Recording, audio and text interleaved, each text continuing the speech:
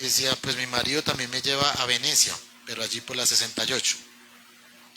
Pues mi marido también me lleva a México, pero allí con la Boyacá. Pues mi marido también me lleva a La Paz, pero no La Paz Bolivia, sino La Paz allá arriba. Y mi esposa empezó a compararse con esa muchacha al punto que ella empezó a dolerle la felicidad de la otra. Un poquito como envidiosa mi mujer, ¿no? Y empezó a sentir celos y empezó a sentir. Y un día me dijo, ¿sabe algo, Edward? Yo tengo lo que ella nunca va a lograr tener. Y es a Cristo en el corazón. Y así yo no viaje por el mundo. El mayor gozo mío, me dijo ella, es que Cristo se haya sentado en mi corazón. ¿Sabe algo, mis hermanos? A veces nos falta humildad. A veces nos falta reconocer que nos falta humildad y que nos falta sencillez. Que nos falta inclinarnos en nuestro hogar. Que nos falta agacharnos a nuestra esposa y reconocer que vinimos a servir. Que estamos acá para servir. Que estamos acá para ayudar. Que tal vez no vayamos a ser la figura más importante del partido, pero estamos colaborando en algo. Y en esto tenemos que aprender a ser humildes. ¿Usted ha visto alguno de los candidatos a la presidencia con humildad? No se puede ser humilde en esos cargos. No se puede. Por eso quienes suben allá se enseñorean de las naciones que gobiernan, pero no así entre nosotros. Entre nosotros el menor será el mayor. ¿Quiere ser servido? Primero tiene que servir. Tenemos que arrancar desde la estructura y desde la base como nuestro Señor Jesucristo. Haya pues en vosotros este mismo sentir. Y vimos a Cristo como un ejemplo. Y vimos a Cristo como un ejemplo. ¿Y qué es Cristo como un ejemplo? Vimos a Cristo cuando se manifestó y les dijo a ellos que él tenía que padecer mucho cuando subiera a Jerusalén, Mateo 11:29, y Jesús les dijo, si alguno quiere venir en pos de mí, niéguese a sí mismo, fue lo que predicamos hace 8 días, tome su cruz, esto lo hablamos hace 15 días, y sígame, porque el que quiera salvar su vida, la perderá, y todo el que pierda su vida a causa de mí, ¿qué dice? La hallará, porque ¿qué aprovechará el hombre si ganare todo el mundo y perdiere su alma? ¿Qué es la humildad? De boca de Cristo. La conquista del mundo. La conquista del mundo, la conquista de los sueños. La conquista de las metas. La conquista de los propósitos. La libertad financiera, la conquista financiera. El emprendimiento. El desarrollo económico estable. La estabilidad económica. Y muchas personas buscando la estabilidad económica hoy no vinieron. Y muchas personas buscando la estabilidad económica ya no se congregan. Y muchas personas alcanzando sus sueños, y sus sueños muchas veces es subir la loma en 40 minutos en bicicleta, bajar la loma en 30 minutos.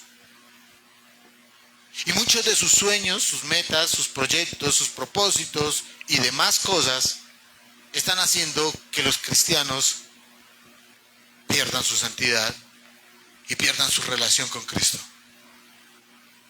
8 horas de televisión diaria no es suficiente. 5 horas de televisión diaria no es suficiente. 3 horas de televisión diaria no es suficiente. Hay personas que están viendo 12 y 14 horas de televisión diaria. Y cuando usted compara cuántas horas va usted a la iglesia y cuántas horas está detrás de su celular o de su computador o de sus redes sociales, usted se va a dar cuenta que va a ganar 1000 veces sus redes sociales que tener que asistir a una iglesia o tener que congregarse. Nosotros somos idólatras de los días porque adoramos San Pedro. Usted dice, pastor, usted no me puede decir que adoramos San Pedro. ¿A dónde va cuando es San Pedro? Luego sigue el fin de semana siguiente, que es el de la Inmaculada. Y como aquí todos los fines de semana con festivo se lo consagramos a un santo, nosotros andamos de romería en romería detrás de esos santos. Somos parte de esos santos cuando nosotros dejamos de congregarnos por andar paseando todos los fines de semana. ¿Saben algo? Hoy las carreteras están repletas porque todo el mundo está buscando lo suyo. Todo el mundo está buscando lo suyo.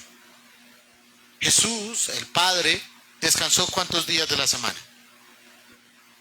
Descansó uno, el séptimo día. Pero a muchas personas ya no les queda tiempo ni siquiera para descansar el séptimo día. El séptimo día es un día de consagración, no es un día de trabajo. El séptimo día no es el día de las visitas, mi querido hermano. El séptimo día es un día de consagración.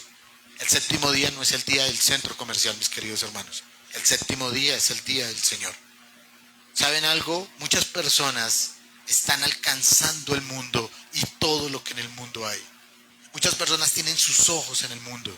Su pasión, lo que los descontrola, lo que los mueve, lo que los agita, lo que los hace madrugar, lo que los hace trasnochar, lo que los hace caminar como zombies. Son todos sus planes, sus proyectos y sus propósitos. Y muchos de esos planes, proyectos y propósitos hoy, mañana o pasado mañana lo van a terminar alejando de los caminos del Señor. Teníamos en esta iglesia una buena mujer que era muy fiel, pero consiguió un trabajo muy complejo. Y ahora nos corresponde, por esta economía que tenemos hoy en día, trabajar inclusive hasta los domingos. Y cuando usted le salga un trabajo un domingo, usted tiene dos decisiones. Diga no y pídale a Dios otro trabajo. Pero algunas personas le dicen: vamos a absorber su vida, la vida de su familia, vamos a absorber su vida en trabajos, y van entregados a sus trabajos. Muchos de mis hermanos acá salen de acá y se van a trabajar. Yo tengo hermanos que salen de acá y salen a sus trabajos, pero no dejan de congregarse por sus trabajos. Tenemos que pedirle a Dios, realmente buscar a Dios mientras pueda ser, allá en cuanto esté presente. Pero dice la palabra del Señor: porque ¿qué aprovechará el hombre si ganare todo el mundo y perdiere su alma? Y este mundo está buscando la fascinación, el encanto y las luces de este mundo, y están olvidando las cosas primarias, que es acercarse a nuestro Señor, que es estar cerca a nuestro Señor, que es permanecer al lado de nuestro Señor. Luego, después de haber predicado el ejemplo de nuestro Señor Jesucristo, hablamos de la humildad de Cristo, y en especial cuando Jesucristo le lavó los pies a sus discípulos, y que no ha habido un acto más humilde, no ha habido un acto de mayor sacrificio, no ha habido un acto de mayor entrega y de mayor postura de humildad que nuestro Maestro lavándole los pies a sus discípulos. Y que esa postura donde Cristo se humilló, por favor, estamos hablando del Rey de Reyes, del Señor de Señores, del que está en el gran trono alto, acrisolado y puro, se arrojó a los pies de sus discípulos en humildad y lavó sus pies. Y Filipenses dice: haya pues en vosotros este mismo sentir. ¿A cuántas personas usted sería capaz de lavarle los pies? Haya pues en vosotros este mismo sentir. ¿Usted es capaz de lavarle los pies a su suegra? Guácale.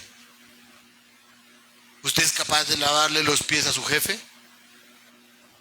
¿Usted es capaz de lavarle los pies a su mujer? ¿O lavarle los pies a su marido? Una vez yo lo he hecho en mi vida, nunca me olvida. Calenté agua y los pies de mis hijitos eran chiquiticos. Ay, no hay nada más bonito que los pies de un niño chiquito. Y ellos metieron los piecitos, ellos no entendían. Y yo les dije: yo vine a servirlos, le decía eso a mis hijos. Y le metí los piecitos en agüita calientica y me movía los deditos y le metía entre las manitos y les echaba un poquito de champú y consentía los pies de mis hijitos. Y mis hijitos no entendían lo que yo estaba haciendo. Uno tendría 6 años, el otro 9 años tal vez. Y ellos, yo le lavaba los pies a mis hijos y yo les decía a mis hijos: yo vine a servirlos. Yo les decía: yo vine a servirlos. Y luego me tocó los pies de mi esposa. Mi esposa lo entendía, pero no lo asimilaba. Y entonces cuando yo cogí los pies de mi esposa, se los puse en agüita caliente y yo empecé a lavarle los piecitos, ella cogió una revista en total indiferencia y se puso a leer su revista, como quien está lustrándole los zapatos al otro y el otro está en su periódico. Y yo haciendo el mayor acto de humildad que he hecho en toda mi vida con mi mujer. Y ella con un periódico así.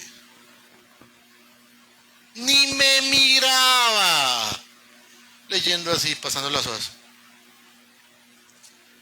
Y por ahí cada 5 minutos.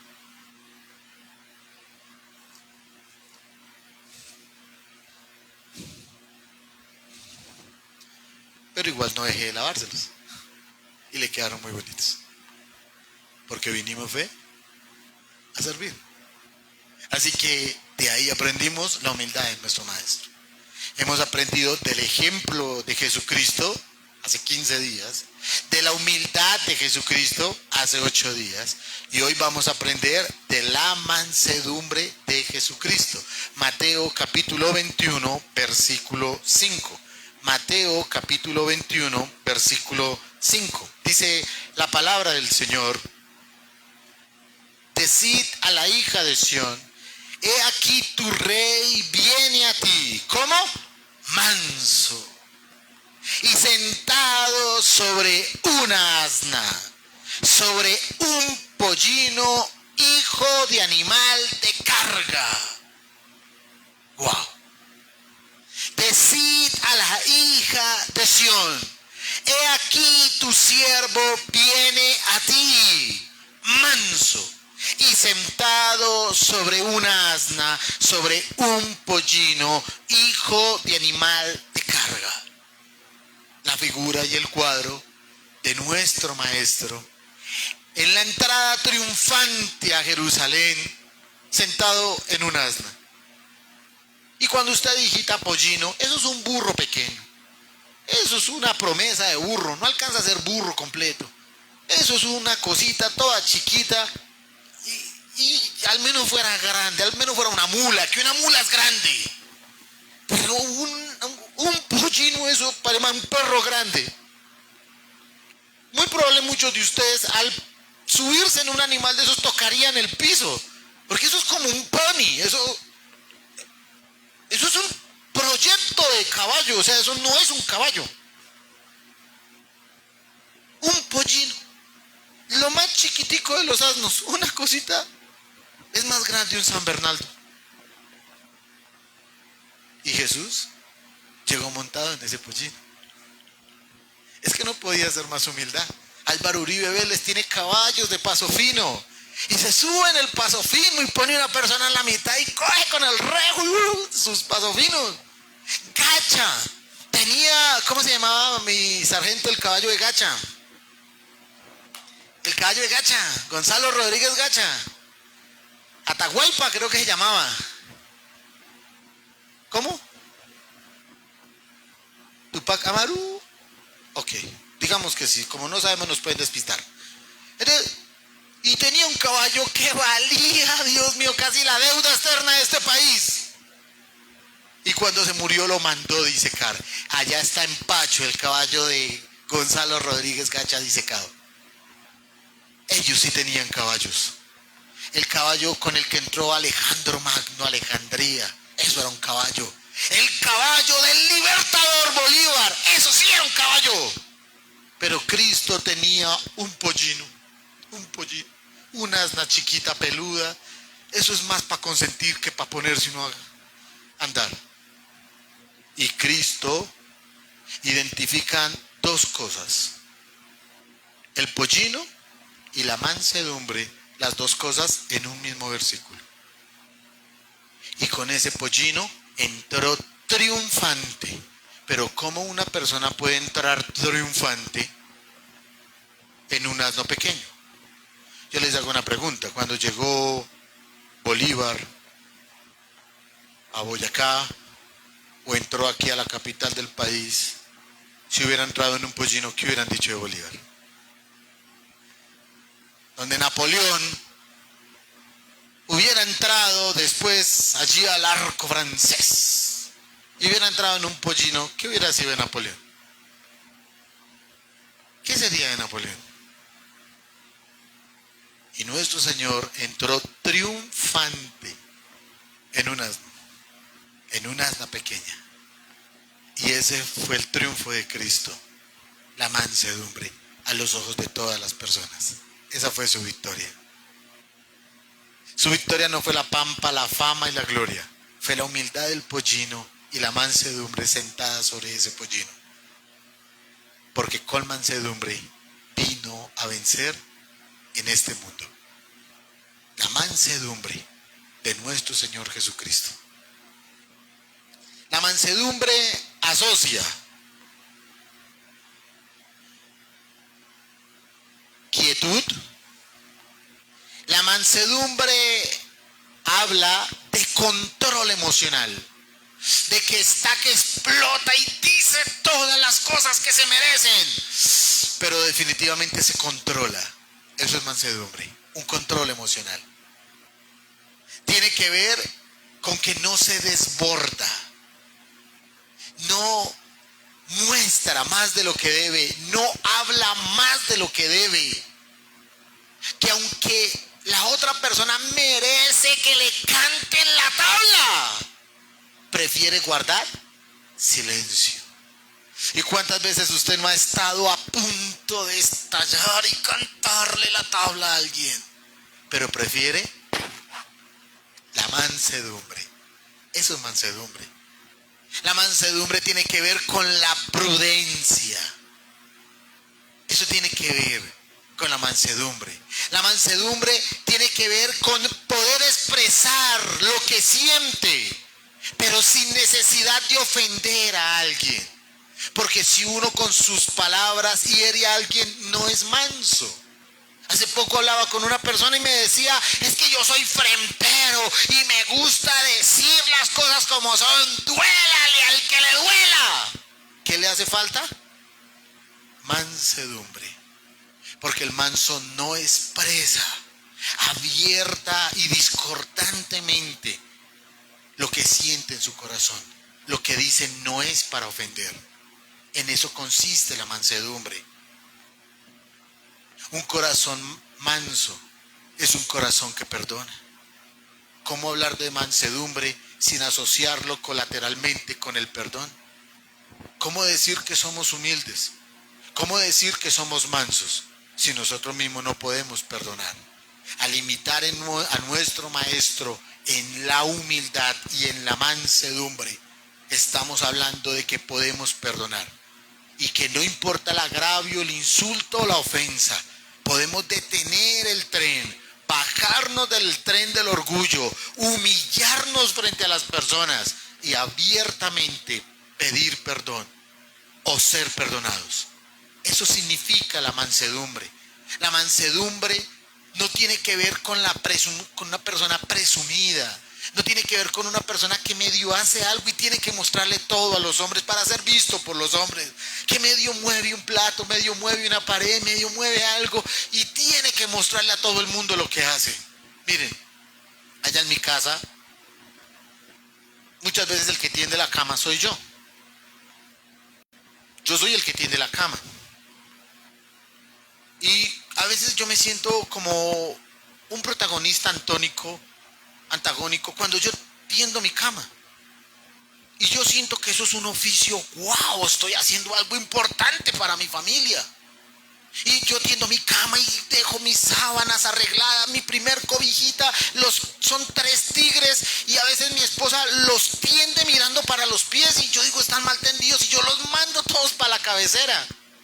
Y ella tiene su almohada y yo tengo mi almohada y a veces ella las confunde y las cruza y yo paso mi almohada para mi lado y la de ella para el lado de ella y luego mando la otra cobija que tiene un nombre en la parte de abajo, la parte inferior derecha, y a veces ella pone esa parte en la parte de la cabecera o la pone para el lado mío y digo, pero si esas cobijas tienen un orden, los tigres van para arriba y las palabras van para abajo. Y luego cojo y tiendo la cama y a ella le gusta el rojo, el amarillo, el verde, el rosado, el lila, todos los colores le gusta a ella. Y por el otro lado la colcha es blanquita y negra. Ya, para mí se acabaron todos los colores. Monocromático, 2 colores y no más. Y yo a veces entro a mi alcohol y veo esa vaina toda llena de colores. Y yo cuando tiendo la cama busco los cubrelechos que solo tengan 1 o 2 colores. Y tendiendo mi cama, a veces creo que soy un superhéroe.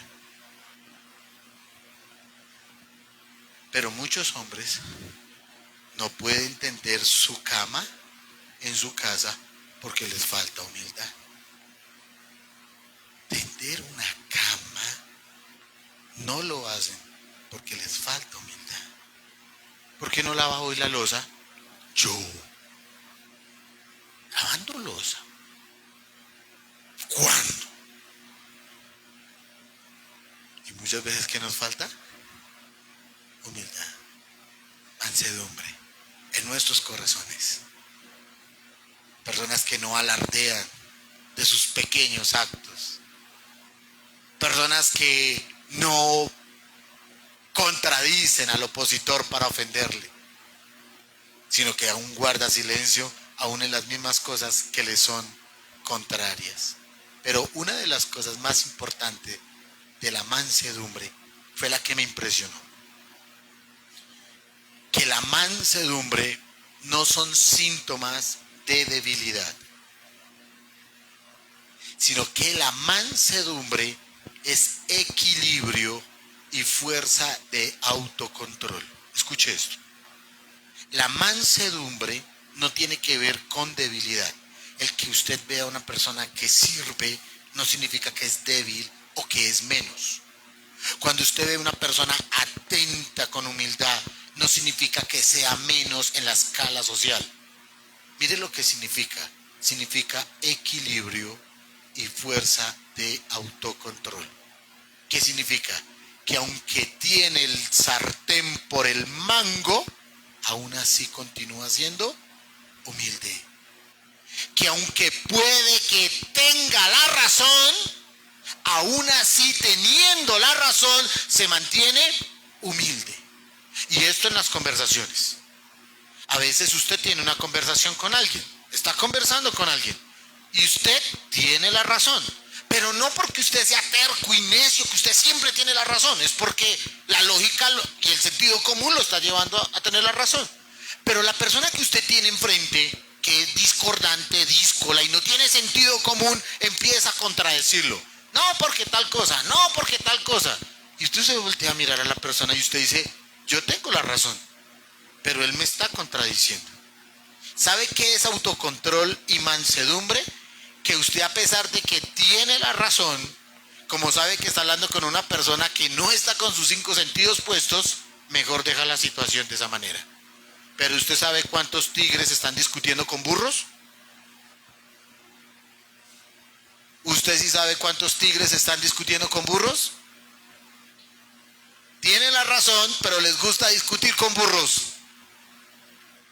Está claro que usted tiene la razón y nadie la va a quitar, pero se ponen a discutir con burros. Si usted tiene la razón y el burro lo quiere contradecir, usted. Ok, mi hermanita, Dios me la bendiga. Tengo que ir a hacer otra cosa, yo luego la llamo. Ay, mamita, dejemos esto de este tamaño, ¿sí? Dejemos esto así. Mamita, ¿por qué no más bien pensamos qué vamos a hacer la otra semana? Porque yo estoy pensando ir a la oficina. No se ponga a pelear con burros. El burro quiere pelear. Tenga o no tenga la razón, él quiere pelear. Pero el autocontrol y el equilibrio referido a la mansedumbre es que aún teniendo la razón pasa la ofensa. Y les hago una pregunta. ¿Jesús tenía esto? Allá estaba Herodes, borracho con sus amigotes. Herodes, el tetrarca, borracho. Ah, tú eres Jesús, he escuchado mucho de ti. Jesús, hazme un milagrito. Así le dijo nuestro maestro. Y Jesús se quedó mirando al pendejo. Digo, a Herodes el tetrarca. Se quedó mirando a Herodes. Jesús sabía que era un burro. ¿Por qué discutía Jesús con un burro? Y Jesús sabía que era un burro.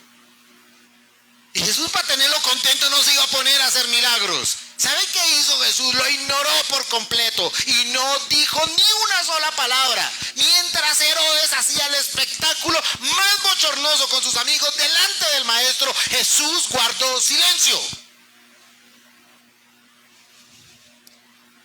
Tenía para mover sus dedos así, la cabeza, ¡pum!, en el piso rodando como la de Juan el Bautista. Tenía solamente Jesús que mirarlo y parpadear un ojito para que se infartara y cayera frente a su presencia. Pero Jesús no. La mansedumbre tiene que ver con autocontrol. Que puede que usted tenga el manejo de la situación, pero usted prefiere guardar silencio. Esta semana se subió al bus un hombre con un parlante más o menos así de grande. Al bus. Y tenía una cadena y se amarró su parlante así. Y empezó a poner música de Jesús Adrián Romero. Y venía aburriendo a todo el mundo. Todo el mundo quiere estar en el bus tranquilo, quiere llegar a su trabajo rápido, todo el mundo quiere estar ahí y se pone cansón los vendedores ambulantes. Pero este bendito era un cristiano con un parlante así a todo volumen.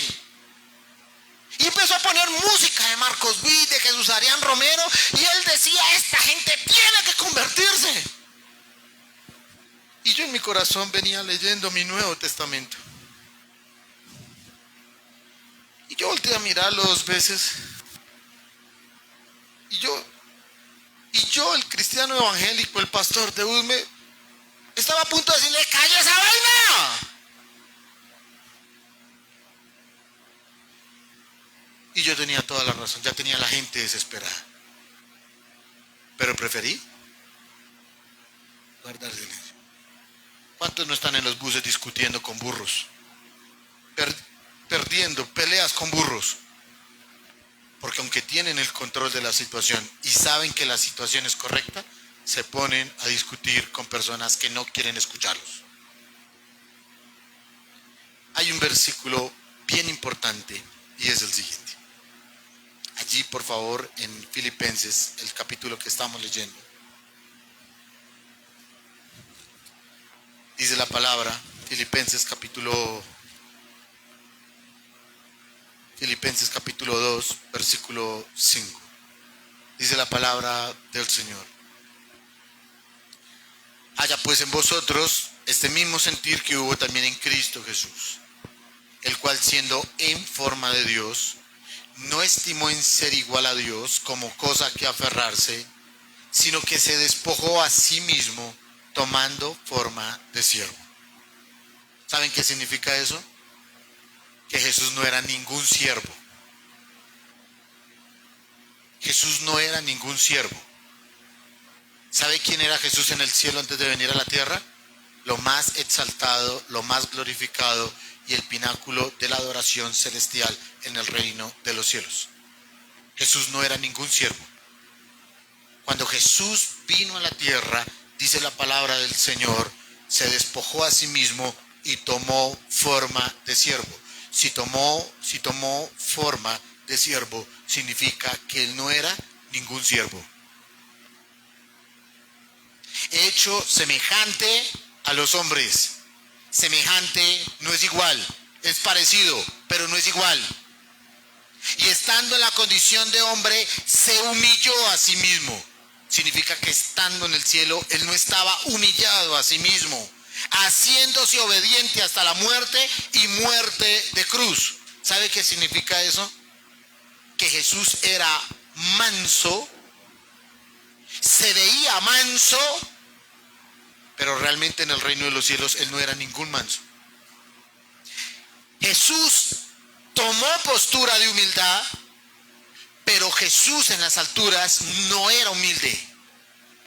Porque Jesús en las alturas era nuestro Dios supremo y soberano por encima de todas las cosas.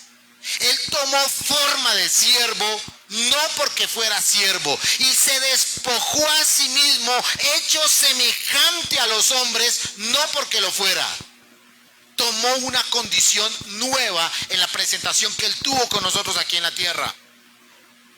Tuvo una condición de hombre y se humilló a sí mismo, haciéndose obediente hasta la muerte y muerte de cruz. ¿Sabe qué significa esto, mi hermano? Dios podía ser el que él quisiera. Como pudo ser humilde, les hago una pregunta. ¿La segunda vez que él venga va a venir con esa humildad? ¿Y cómo se fue? Se fue humilde. Pero cuando Él venga va a haber justicia y sus ojos serán llamas de fuego. Y no estará sentado sobre un pollino, sino que estará en un gran caballo blanco, mostrando toda la autoridad sobre las naciones de la tierra. Y no tendrá compasión del pecador, no tendrá compasión de los gobernantes de la tierra, no tendrá compasión de ningún pecador. Porque la segunda vez que Cristo venga, va a venir no vestido de humildad, sino vestido de autoridad. ¿Sabe quién era Cristo en el cielo? No era ningún siervo. Él podía hacer lo que quisiera hacer por la simple razón que era nuestro Dios. Él pudo haber venido al mundo como lo esperaban los judíos, que era con una espada de fuego, impartiendo látigos sobre todas las naciones de la tierra, ejerciendo la venganza que el mismo pueblo de Dios clamaba. Por supuesto que lo pudo haber hecho, pero vino en condición de humildad.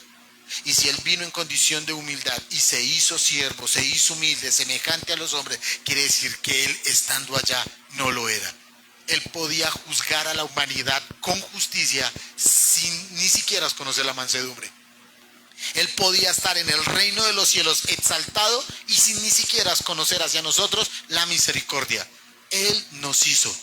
Y si Él nos hizo, somos nosotros propiedad de Él. Él verá cómo nos trata. O dirá a la vasija, ay, ay, ay. O dirá a la vasija de barro, ay, ay, ay, al que amasa. ¿Cómo se llama el alfarero? O dirá a la vasija, ay, me duele, alfarero. Él puede hacer con nosotros lo que quiera en humildad o en justicia. Porque Él es soberano para tratar a estos esclavos que somos nosotros como a Él bien le plazca. Y si bien pudiese colocarnos las cadenas de su nombre sobre nuestro cuello y sobre nuestras manos, somos hechura suya, creados en Cristo Jesús para buenas obras. Él nos hizo, Él verá cómo nos trata. El apóstol Pablo murió decapitado. Arrancaron su cabeza. Su cuerpo quedó en dos partes, cabeza por un lado y el cuerpo por el otro. Y nosotros vemos la muerte del apóstol Pablo, y para nosotros es una muerte cruel, es una muerte con sevicia. En realidad nosotros pensaríamos que ningún cristiano realmente debería morir de esa forma. Y esa forma como murió se llama la justicia de Dios, porque Él verá cómo nos trata. Y Él verá lo que hace con nosotros, porque nosotros estamos en sus manos y dependemos absolutamente de Él. Y si Dios nos quiere tratar con misericordia, bendito sea el nombre de Dios, porque nos quiere tratar con misericordia. Pero si Dios nos quiere tratar con brazo duro, bendito sea el nombre de Dios, porque aún Dios nos trata con brazo duro. Y no importa cómo nos trate, seguimos siendo su creación. Seguimos siendo hechuras suyas. Y no importa si Él es humilde para tratarnos a nosotros o hablarnos tiernamente. ¿Sabe cuál es el problema de la Biblia con promesas? Que Dios solo nos habla buenas cosas. ¿Saben cuál es el problema de la Biblia con promesas? Que solo están resaltadas esas cosas que me hacen sentir bien. El problema de la Biblia con promesas es que me hace sentir demasiado especial. Es que siempre me va a ir bien, porque el que compra la Biblia de promesas siempre está leyendo la Biblia creyendo que le va a ir bien. Porque esos son la Biblia de promesas. Solo cosas buenas y bienaventuradas en la vida del hombre. Pero la Biblia, mi querido hermano, no son solo promesas. La palabra del Señor usted no puede solo enamorarse de las promesas de su Dios. A veces Dios va a hacer justicia con nosotros y con nuestro pecado. A veces nuestro pecado nos perseguirá y Él no va a intervenir en aquello. A veces Dios nos trata como merecemos. Y usted mira al cielo. Recuerdo una muchacha que se acercó a mí y me dijo: pastor, tengo un problema. Y ese problema me persigue por muchos años. Me dijo: cuando yo era una niña, me sucedió esto y aquello. Y han pasado tantos años, pastor, y yo no he podido superar esto. Y para mí es un peso muy grande que yo no me puedo liberar. Y yo soy cristiana, amo ir a la iglesia, pero yo no me puedo quitar ese peso de las espaldas. Y me dijo: ¿qué hago, pastor? Y yo le dije: niña, le voy a contar una historia. A mí me pasó lo mismo que a usted. Ni una línea más, ni una línea menos. Y sentí tanta vergüenza en mi pecado, tanta vergüenza en lo que pasó conmigo, que muchas veces el diablo venía a agobiar mi vida con el recuerdo y el pensamiento. Y yo le decía, me uno en su dolor porque sé por lo que está pasando. Yo pasé por lo mismo. Allí estaba la justicia de Dios. Y no nos gusta esa justicia. Y no nos gusta ese trato. Pero luego le dije a ella, pero un día abracé a Jesucristo. Cuando caminas con Él, Él te hace vivir el perdón. No como que alguien atrás lo sufrió, lo vivió. Vas a sentir el perdón de Dios. Porque después de la humillación viene la exaltación. Y el proceso puede que sea duro y difícil, pero Cristo está en el proceso. Si tú eres hija del Señor Jesucristo, eres hija del Padre amado, Él te va a dar la fortaleza para sobrellevar esa situación. Él te va a dar el ánimo para salir de allí. Y le dije, conmigo pudo, lo va a hacer contigo. Confía en el Señor. Y esas cosas que avergüenzan nuestra vida por el peso, la culpa y la indignación que hubo en nuestros corazones, son la materia prima para la restauración. Porque si no hay dolor no va a haber restauración. Porque si no hay dolor no va a haber quebrantamiento. Porque si no hay dolor no va a haber reparación. Porque Dios nos va a mirar con ojos de misericordia en medio del llanto, del dolor, del sufrimiento, y nos levantará para darnos la victoria. Ese es nuestro Cristo. Y yo tengo que decirles algo, mis queridos hermanos. Él no tenía por qué ser humilde para venir a la tierra. Él no tenía por qué ser manso. Tan solo la presencia santa, pura, acrisolada de nuestro Dios nos haría correr a sus pies, siendo Él humilde o sea Él un Dios justo. Hay una escena que me conmueve mucho y es una escena que vamos a ver en el fin de los tiempos, en tiempos escatológicos. Y va a haber un día en el que se van a resucitar al pecador, pero también al justo. Todos los que murieron y van a ser resucitados en sus cuerpos, tanto el pecador, el impío, como también el creyente. Y un día el pecador y el creyente tendrán que presentarse delante del gran trono. Y solamente imagínense que una persona lleva 600 años sufriendo en el infierno.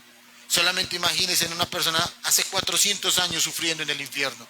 Solamente imagínense una persona hace 100 años padeciendo en el infierno. Imaginen una persona que lleva una semana de muerta, pero está en el infierno. Imagínense quienes han probado y experimentado el quebranto y la humillación en el infierno, el dolor y la sevicia de todo el castigo que se produce por el pecado. Ahora piensen que un día en la segunda venida de nuestro Señor Jesucristo se levantarán de entre los muertos los justos y los injustos e irán delante del gran trono blanco para ser juzgados. Yo les voy a hacer una pregunta. Una persona que lleva tantos años en el infierno es resucitada en cuerpo mortal, nuevamente presentada delante del gran trono blanco. ¿Qué llega a pedir? ¿Qué llega a pedir? Ya probó el fuego, el gusano no muere, ya probó la desdicha del infierno. Cuando se presenten delante del gran trono blanco, ¿qué es lo que van a pedir sus bocas? Y le van a pedir misericordia ¿a quién? ¿A un Dios manso o a un Dios justo? Porque si el dolor y el quebranto se presentaran delante de un Dios manso, tal vez les perdonaría. Y esos mismos resucitados que estuvieron por años en el infierno serían llevados a una mejor gloria, como dicen los católicos. Haber salido del purgatorio y haber sido puestos nuevamente en el lugar de la gracia. Si Dios juzgara con amor, perdonaría los pecados de muchos que están en el infierno el día que lleguen al trono blanco. Pero cuando lleguemos delante de Jesucristo, no vamos a llegar delante de ese que está sentado en un pollino. sino vamos a llegar delante del que es justo eternamente y para siempre. Y solamente piense cuántos corazones, cuántas almas y cuántas vidas clamarán por misericordia y la misericordia les será negada. ¿Cuántas personas, cuántas almas clamarán por justicia? Ya aprendí la lección. Ya me di cuenta que el pago de mis pecados es terrible. Ya caí en cuenta que haberme apartado de ti fue lo peor. Ya aprendí que tanta maldad cohabitada en mi corazón fue perversa. Ya aprendí. El dolor me hizo aprender lo que estoy viviendo. Pero Jesús, ten misericordia de mí. Y el Dios que es justo no puede juzgar con mansedumbre. Y el Dios que es justo no puede juzgar con amor. El Dios que es justo tendrá que juzgar con justicia y darle a cada uno lo que realmente merece por sus actos hechos en la tierra. ¿Sabe algo, mi querido hermano? La mansedumbre de Cristo nos hace parecer a Cristo. Y ni aun la mayor de todas nuestras justicias podría parecerse a la justicia de Dios. ¿Sabe qué va a decir Jesús después del clamor del pecador en el gran trono blanco? Apartados de mí, malditos, nunca os conocí, hacedores de maldad. Y los apartará como quien aparta la oveja de los cabritos a la condenación y muerte eterna. La suerte del pecador que nunca quiso acercarse a Cristo.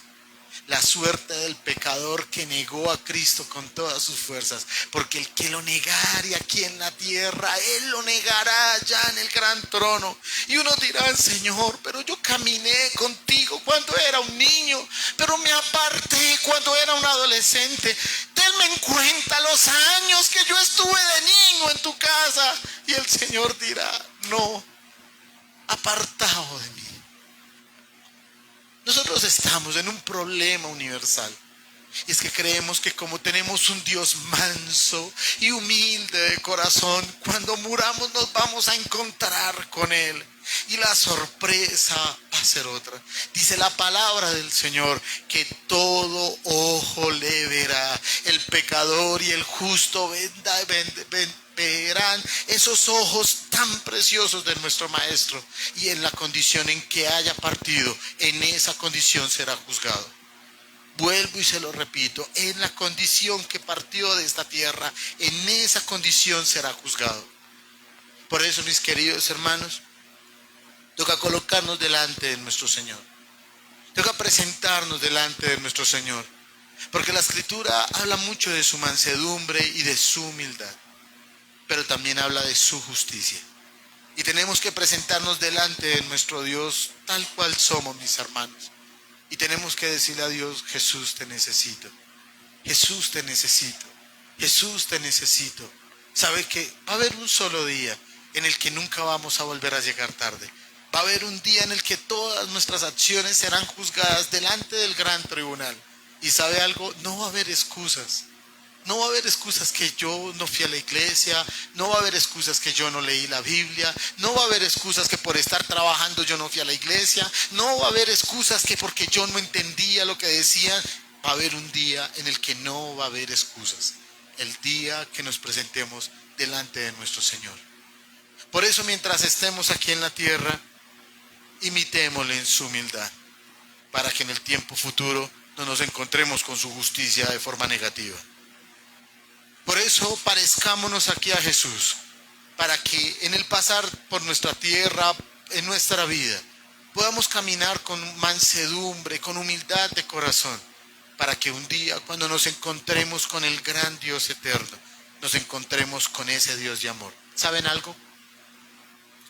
Los mismos ojos de fuego que juzgarán al impío son los mismos ojos de amor que recibirán en justicia a todos sus hijos.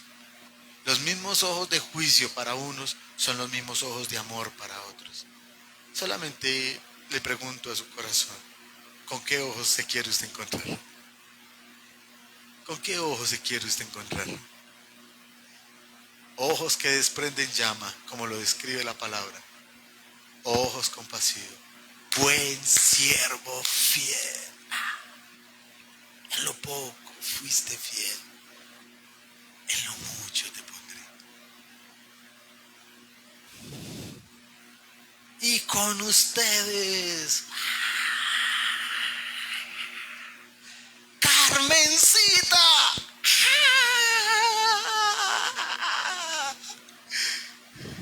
Y el Señor corriendo, bajándose de su trono, a recibirla en las moradas eternas. Buen siervo fiel. La herencia para el pueblo de Dios. La herencia para el pueblo de Dios. Colóquese sobre sus pies, por favor.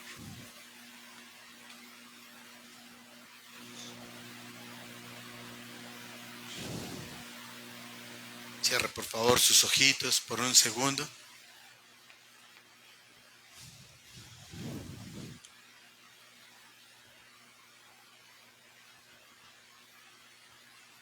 Y hágase merecedor de las promesas de Dios.